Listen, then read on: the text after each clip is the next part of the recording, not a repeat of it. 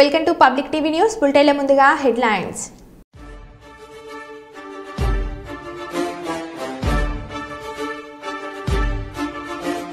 ముంబైలో భారీ అగ్ని ప్రమాదం.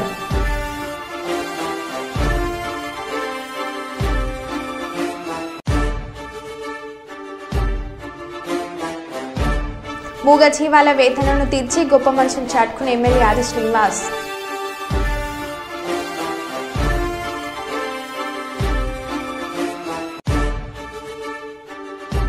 ముంబైలో లాల్బాగ్ రాజాగా పూజలు అందుకునే వినాయకుడి దర్శనం.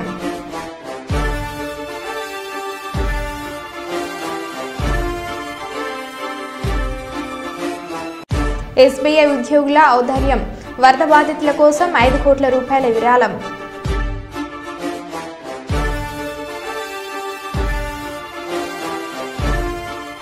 ఇక వివరాలకు వెళ్తే, మూగజీవాల వేదనను తీర్చి గొప్ప మనసును చాటుకున్న ప్రభుత్వ విప్ వేములవాడ ఎమ్మెల్యే ఆది శ్రీనివాస్ ఆదేశాల మేరకు వేములవాడ పట్టణంలోని రోడ్లపై విచ్చలవిడిగా తిరుగుతున్న సుమారు 20 ఆవులు కోడెలను ఒక దగ్గరికి చేర్చి విపరీతంగా పెరిగిన వాటి డెక్కలను తొలగింపజేసిన వెటర్నరీ డాక్టర్లు సిబ్బంది చాలా మంచి కార్యక్రమానికి శ్రీకారం చుట్టారంటూ ప్రభుత్వ విప్ ఆది శ్రీనివాస్ పనితీరు పట్ల హర్షం వ్యక్తం చేసిన పట్టణ ప్రజలు, హిందూ సంఘాల నాయకులు, గో సంరక్షకులు, జంతు ప్రేమికులు.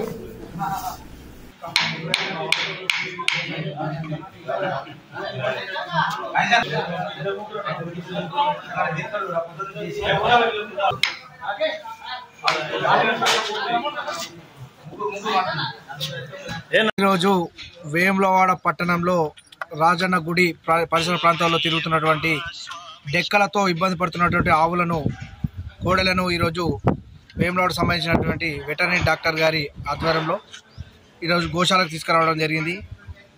పెద్దలు ప్రభుత్వ వైపు ఆసీనన్న గారి ఆదేశాల మేరకు, వారి సూచనల మేరకు ఈరోజు ఈ డెక్కలను, పెరిగినటువంటి డెక్కలతోని నడవలేని పరిస్థితుల్లో ఉన్నటువంటి కోడెలను వారి దృష్టికి రావడంతో సంబంధిత అధికారులకు ఆదేశాలు ఇవ్వడం జరిగింది. ఈరోజు ఆ డెక్కలను తీసి యథావిధిగా మంచిగా నడిచే విధంగా చేస్తారని తెలియదు.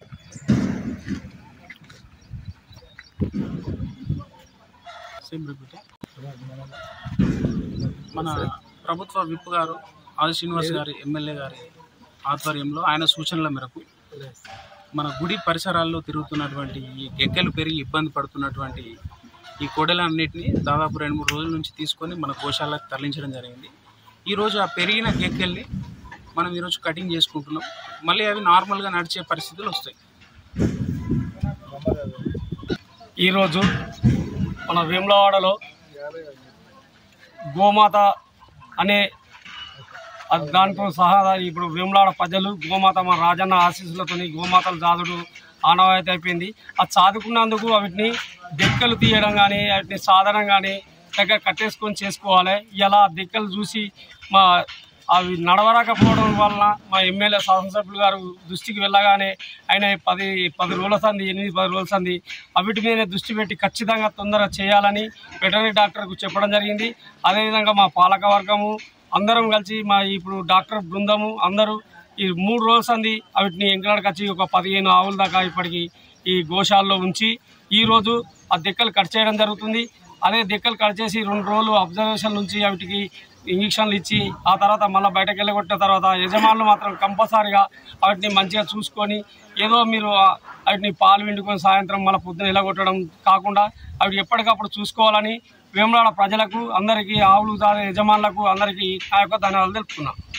ఈరోజు వేములవాడ పట్టణంలో రాజన్న గుడి పరిసర ప్రాంతాల్లో తిరుగుతున్నటువంటి డెక్కలతో ఇబ్బంది పడుతున్నటువంటి ఆవులను, కోడెలను ఈరోజు వేములవాడకు సంబంధించినటువంటి వెటర్నరీ డాక్టర్ గారి ఆధ్వర్యంలో ఈరోజు గోశాలకు తీసుకురావడం జరిగింది. పెద్దలు ప్రభుత్వ వైపు ఆసీనన్న గారి ఆదేశాల మేరకు, వారి సూచనల మేరకు ఈరోజు ఈ డెక్కలను, పెరిగినటువంటి డెక్కలతోని నడవలేని పరిస్థితుల్లో ఉన్నటువంటి కోడెలను వారి దృష్టికి రావడంతో సంబంధిత అధికారులకు ఆదేశాలు ఇవ్వడం జరిగింది. ఈరోజు ఆ డెక్కలను తీసి యథావిధిగా మంచిగా నడిచే విధంగా చేస్తారని తెలియజేస్తుంది. రాజేశ్వర స్వామి సన్నిధిలో చాలా సంవత్సరాల నుంచి కోడెలు కానీ ఆవులు కానీ జన్మించినప్పటి నుంచి ఇక్కడనే పరిసర గ్రామాల్లో కావచ్చు, ప్రాంతంలో కావచ్చు తిరగడం జరుగుతుంది. కోడె మొక్కు చెల్లించుకున్న వారు కూడా కోడెలను ఇక్కడ రాజేశ్వర స్వామి సన్నిధిలో విడిచిపెట్టి వెళ్ళడం జరుగుతుంది. దాని ద్వారా వేములవాడ పట్టణంలో గోమాతలకు కానీ, గోవులకు కానీ, కోడలకు కానీ అవి జన్మించినప్పుడు గిట్టలు పెరుగుతాయి. దాన్ని తొలగించక ఈరోజు అవి ఎక్కువ పెరిగి 5 సంవత్సరాల నుంచి 10 సంవత్సరాల ఆవులు కావచ్చు, కోడలు కావచ్చు. దానివల్ల వారికి నడవడం రాకపోవడం, చాలా ఇబ్బందిగా గురవడం, ఇలాంటి చర్యలు జరుగుతున్న సందర్భంలో మా శాసనసభ్యులు ప్రభుత్వ విప దృష్టికి ధర్మరక్షకులు, అదేవిధంగా అన్ని హిందూ ధర్మరక్షకులు కావచ్చు, భక్తులు కావచ్చు, ఇక్కడ వేములవాడ పట్టణ పుర ప్రముఖులు అందరూ శాసనసభ దృష్టికి తీసుకువెళ్ళడం జరిగింది. తద్వారా స్పందించి ఇక్కడ ఉన్న వెటర్నరీ డాక్టర్లకు సమాచారం ఇచ్చి అవి ఖచ్చితంగా తొలగించాలి, వారి అనారోగ్య దృష్ట్యా ఇవన్నీ తొలగించి వారికి ఆరోగ్యం కలిగేలా చేయాలని ఆదేశాలు ఇవ్వడం జరిగింది. తద్వారా ఈరోజు గోశాలలో వాటి డెక్కలు తీసేయడం జరుగుతుంది. చాలా సంతోషకరం. చాలా సంవత్సరాల నుంచి వీటికున్న ఈ సమస్య ఎన్నిసార్లు విశాఖ స్టీల్ ప్లాంట్ రక్షణకై గంగవరం పోర్టు బొగ్గుని తక్షణమే రిలీజ్ చేయాలని కోర్టు యాజమాన్యాన్ని డిమాండ్ చేస్తూ సిఐటియు గంగవరం గేట్ దగ్గర ధర్నా చేయడం జరిగింది. ఈ కార్యక్రమంలో స్టీల్ సిఐటి అధ్యక్షులు జె అయోధ్య రామయ్య, కాంట్రాక్టు కార్మికులు నాయకులు సుబ్రహ్మణ్యం, శ్రీనివాసరావు, కెఎం శ్రీనివాస్, ఇతర కార్మిక వర్గాలు, కార్యకర్తలు పెద్ద ఎత్తున పాల్గొనడం జరిగింది. 150 పుషింగ్లు తీసుకొచ్చారంటే ఆ ఎక్విప్మెంట్ తాలూకా ఆరోగ్య పరిస్థితి ఏమైపోతుంది? ఆరోగ్య పరిస్థితి దెబ్బతింటమే కాదు, ఉత్పత్తి రాకపోవడమే కాదు, నష్టాలు రావడమే కాదు, దానివల్ల వచ్చే గ్యాసెస్ ఏమైనా తేడా వస్తే, ఈ ప్రజానీకానికి ఎవరికైనా ఇబ్బంది వస్తే దానికి బాధ్యత ఆదాయం తీసుకుంటాడా ప్రభుత్వం తీసుకుంటుందని చెప్పి అడుగుతా ఉన్నాం. కాబట్టి ఈ చుట్టుపక్కల ఉన్న 2.5 లక్షల టన్నుల కోల్ని కూడా సత్వరమే విశాఖపట్నం స్టీల్ ప్లాంట్ కి ట్రాన్స్ఫర్ చేయాలని చెప్పేసి, లేకపోతే జరిగే పరిణామాలకి ఆదాని గారితో పాటుగా ఎవరైతే కోర్టుకు పోయినారో వారితో పాటుగా ఈ ప్రభుత్వం బాధ్యత వహించాల్సి ఉంటుందని చెప్పేసి మంత్రి గారు వచ్చారు. కేంద్ర మంత్రి గారు వచ్చి 45 రోజుల్లో మీకు బ్రహ్మాండంగా స్టీల్ ప్లాంట్ నడిపి చేస్తానన్నారు. 2 నెలలు అవుతా ఉంది. ఉన్న ప్రొడక్షన్ 22,000 టన్నులు రోజు తీయాల్సిన దాన్ని అప్పుడు 12,000 తీసేవారు మంత్రి గారు వచ్చినప్పుడు. ఇప్పుడు 5,000 టన్నులు దిగజార్చి చేశారు. ఇది ఏ విధంగా సాయం అని చెప్పి అడుగుతా ఉన్నాం. కాబట్టి గంగవరం పోర్టులో ఉన్న 1,50,000 టన్నుల కోకింగ్ కోలు, మరో సుమారు 1,00,000 టన్నులు ఉన్నటువంటి వైజాగ్ పోర్టుల కోల్ని కూడా వెంటనే విడిపించాలని చెప్పేసి ఆదాని యాజమాన్యానికి హెచ్చరిక చేస్తా ఉన్నాం. అయ్యా, మీరు స్టీల్ ప్లాంట్ ల్యాండ్ లో కట్టుకున్నారు, స్టీల్ ప్లాంట్ భూ నిర్వాసన ల్యాండ్ లో గంగవరం పోర్టు కట్టారు. దీనిలో కూర్చొని స్టీల్ ప్లాంట్ ని చంపేద్దాం అనుకుంటే మటుకు ఈ ఆంధ్ర రాష్ట్ర ప్రజలు చూస్తూ ఊరుకోరని చెప్పేసి హెచ్చరిక చేస్తూ సత్వరమే కోల్ రిలీజ్ చేయాలని చెప్పి డిమాండ్ చేస్తా ఉన్నాం. అమరావతి మధురానగర్ రైల్వే ట్రాక్పై చంద్రబాబు అదే సమయంలో ట్రాక్పై వచ్చిన ట్రైన్ చూసిన వెంటనే అప్రమత్తమైన సీఎం సెక్యూరిటీ సిబ్బంది బుడమేరు నుంచి కిందికి ప్రవహిస్తుండటంతో సరిగ్గా కనిపించడం లేదని రైల్వే ట్రాక్ ఎక్కిన సీఎం చంద్రబాబు కార్యకర్తలు లైన్మెన్ తీసుకువచ్చి జెండా ఊపి ఆపడంతో చంద్రబాబుకు 3 అంగుళాల దూరంలో నిలిచిన రైలు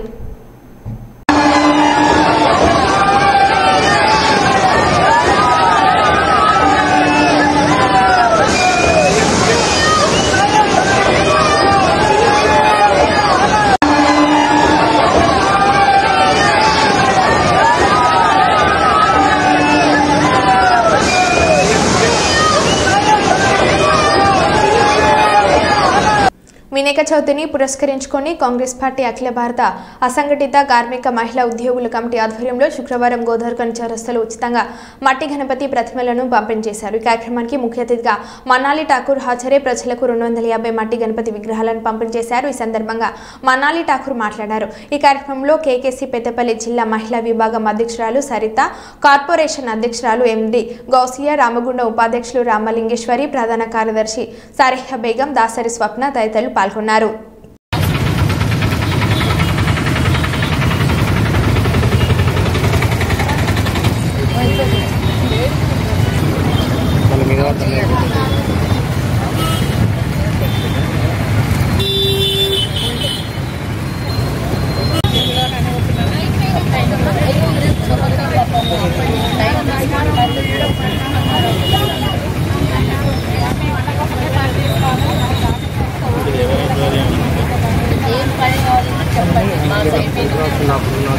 నెంబర్ 4 నెంబర్లు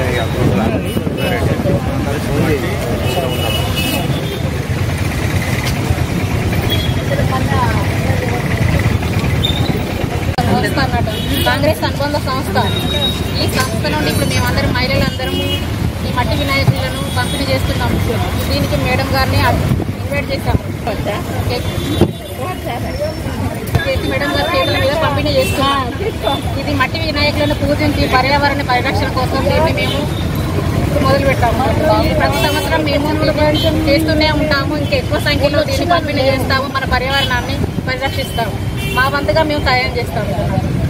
అండ్ ఎకో ఫ్రెండ్ అంటే మనకి వాటర్లో కలామినేషన్ రాకుండా, వాటర్ పాడు కాకుండా మన ఎన్వైరన్మెంట్ని గారి ఆధ్వర్యంలో ఇది చాలా మంచి ఆ దేవుణ్ణి ప్రతి ఒక్కరి ఇంటికి ఎవరైతే కొనుక్కోలేని పరిస్థితుల్లో ఉన్నోళ్ళకి అండ్ అందరికీ కూడా ఇక్కడ ఈ దేవుణ్ణి వాళ్ళ ఇంటికి ఇచ్చి వాళ్ళ ఇంట్లో సుఖ సంతోషాలు ఉండాలని, ఆ దేవుడి అనుగ్రహం వీళ్ళందరూ పొందాలని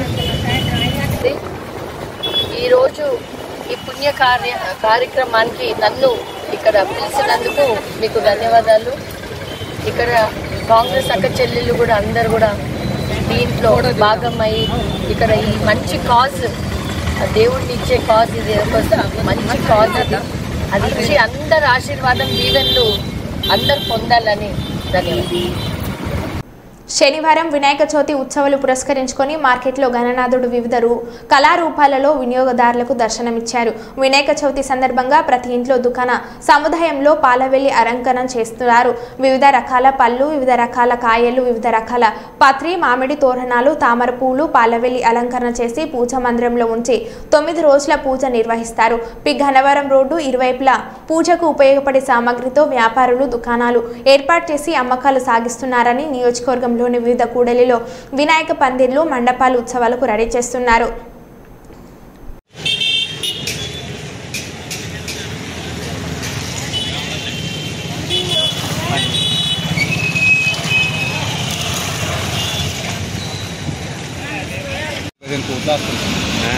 తండ్రి బ్యాంకే, చందీ బ్యాంకే, ఇతన బ్యాంక్.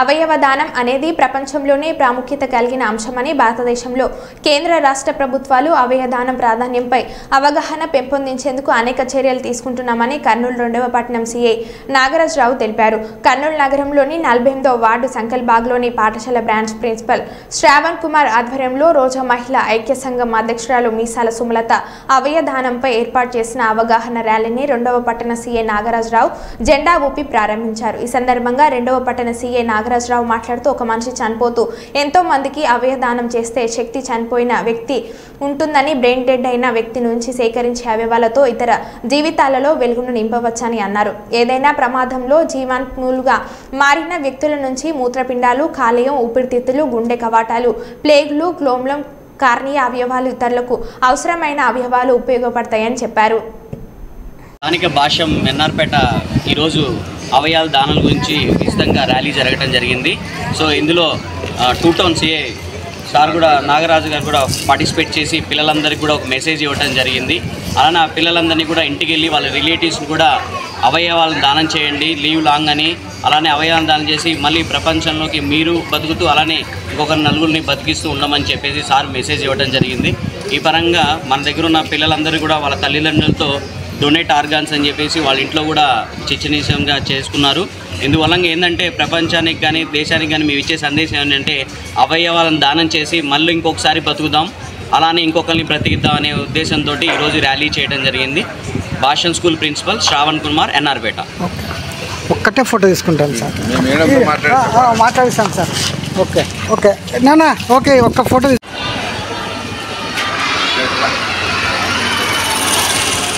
ఇంకా మన వాళ్ళు లేరా సార్? ఒక్క నిమిషం. Okay okay okay okay sir. నమస్తే అండి, నా పేరు నాగరాజరావు. నేను కర్నూలు టూటోన్ చేయిగా పనిచేస్తున్నాను. ఈ ఆర్గాన్ డొనేషన్ అనేది ఇప్పుడు ప్రపంచంలో మనకి చాలా ప్రాముఖ్యత కలిగి ఉన్నది. ఎందుకంటే ఒక మనిషి చనిపోతూ ఎంతోమందికి ప్రాణదానం చేయగల శక్తి ఒక మనిషి, చనిపోయిన మనిషికి ఉన్నది. బ్రతికున్న మనిషికి కూడా ఆ శక్తి లేదేమో కానీ చనిపోయిన మనిషికి మటుకు ఆ శక్తి ఉన్నది. బ్రెయిన్ డెడ్ అయిన వ్యక్తి తన యొక్క ఆర్గాన్స్ని, కళ్ళను, కిడ్నీలను, అవసరమైన అవయవాలను కూడా దయచేసి డొనేట్ చేసి రెండోసారి జీవించవలసిందిగా ప్రజలందరినీ కూడా కోరుతున్నాం. Donate organ, live long.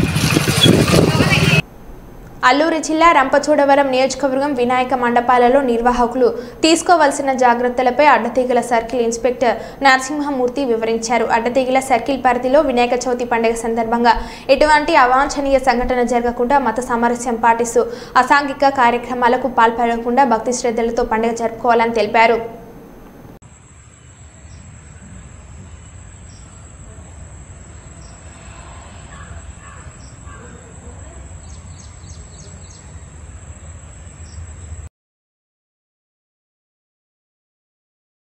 Addateegala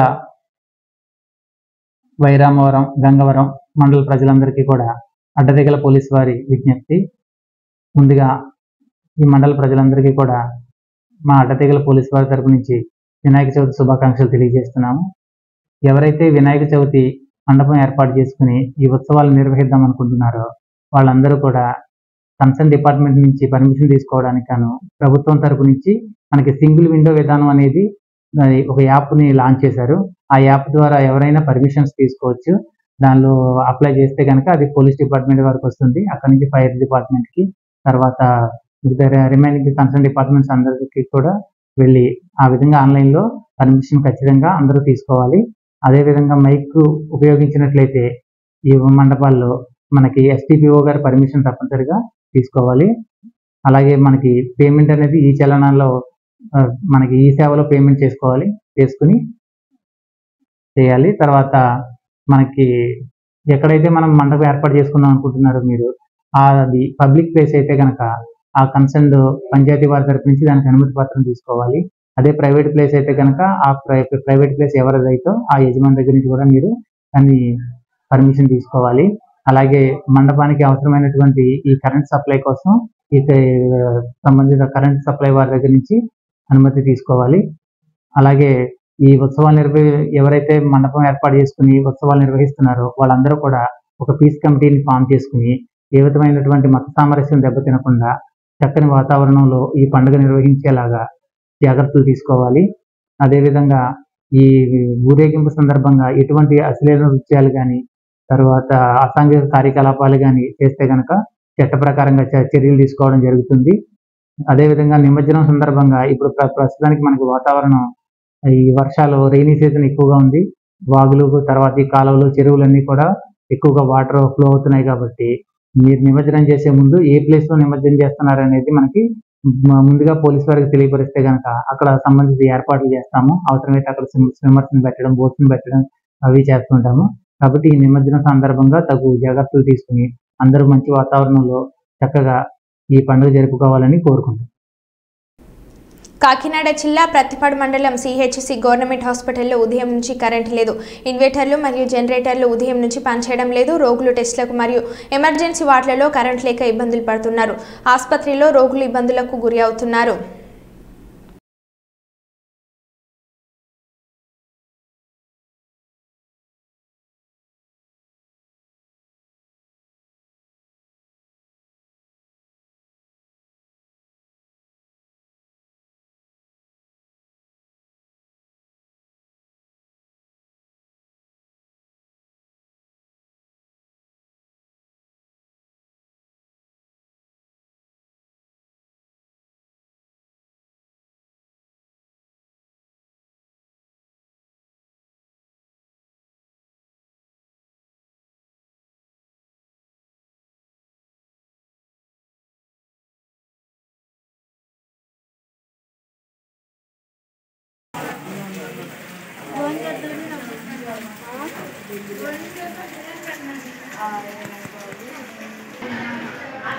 current ఎప్పుడు పోయిందండి?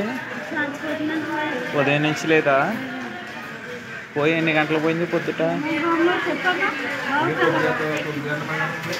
9 గంటలకు పోయిందండి.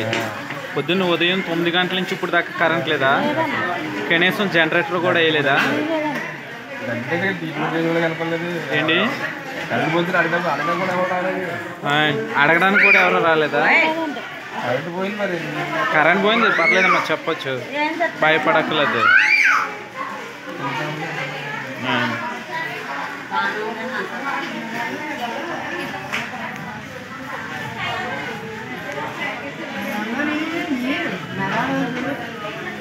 కరెంట్ ఎప్పుడు పోయిందమ్మా?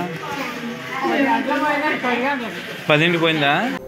గుంటూరు జిల్లా పొన్నూరు పట్టణం తోటమ్మ తల్లి గుడి దగ్గర బంగారం దుకాణంలో బుధవారం అర్ధరాత్రి సుమారు 4 దొంగలు చొరబడి దుకాణంలో ఉన్న సుమారు 35 లక్షలు విలువ చేసే వెండి బంగారం వస్తువులను అపహరించారు. షాప్ షెల్టర్ తీసి దర్జాగా నగదు దోచి తీసుకువెళ్లడం సీసీ కెమెరాలో రికార్డ్ అయింది. షాప్ యజమాని ఫిర్యాదు మేరకు పట్టణ పోలీసులు విచారిస్తున్నారు. రాజస్థాన్ ముఠాకు చెందిన వారుగా పోలీసులు అనుమానిస్తున్నారు.